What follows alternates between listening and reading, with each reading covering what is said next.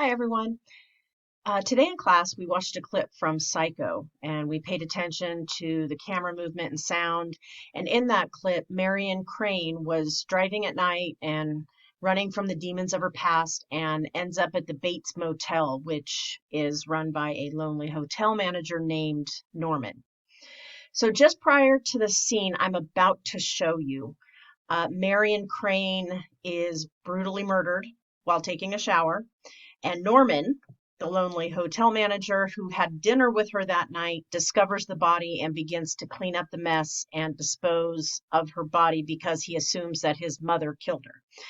So, in this scene, Norman puts her body in the trunk of her car and takes it down to a swamp into which he pushes her car to get rid of the body and the evidence. What I want you to pay attention to is point of view and how sound is used. It's a short clip. It's only about a minute and a half, but I just want you to watch it through and maybe just jot down what you notice about point of view and sound and how it's used. Here we go.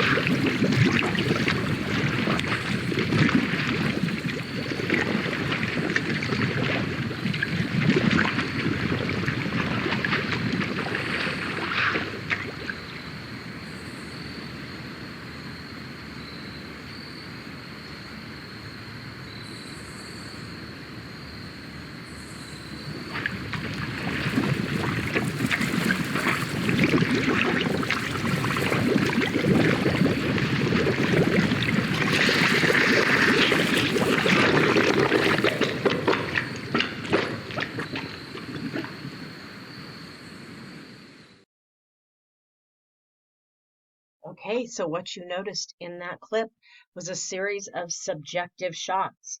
Norman looking nervously at the car, hoping it sinks. It cuts to the car sinking, back to Norman, back to the car, and there's only the diegetic sound of the car sinking. You can hear the bubbling sounds as the swamp takes her. You can hear the frogs chirping. It's nighttime and it's out at the swamp. And it's a lot of back and forth subjective shots of Norman as the anxiety is starting to build of whether or not he's going to be able to successfully get rid of the evidence of this murder that he has found. Let's watch.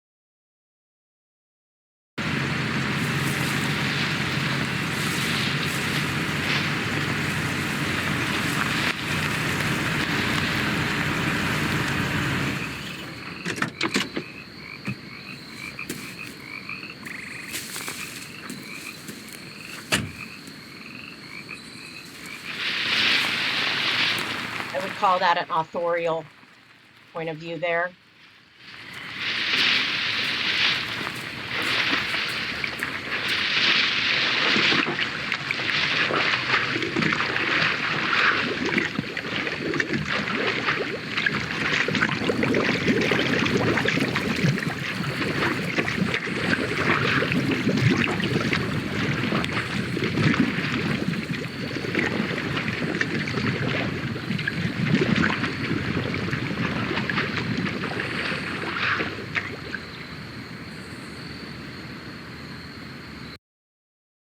I'm going to stop it there because the only sound is that diegetic sound of the car sinking, and then all of a sudden, the car is not sinking.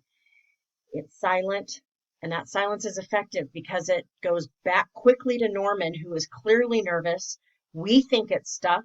It goes back to the car sticking out of the swamp. It's in plain view, goes back to Norman, and then we hear the sound of the sinking again. And then finally, we get another subjective shot of the car vanishing into the swamp. And Norman is visibly, he relaxes and he even smiles.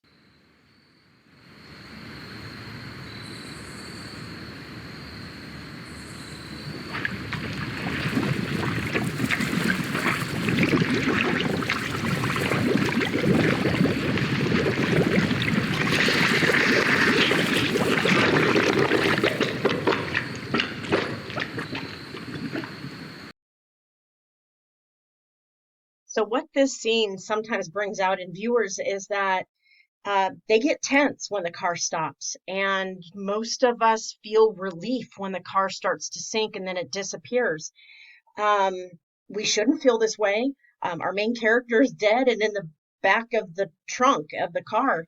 Um, if the car sinks, Norman's going to get away with the covering up of a murder, and yet the viewers are still relieved um, when the car sinks. Why? Because Hitchcock has made us look through Norman's eyes with those subjective shots, and we feel how he feels. So, yes, it's manipulative, but that's how filmmaking works and how you tell a story.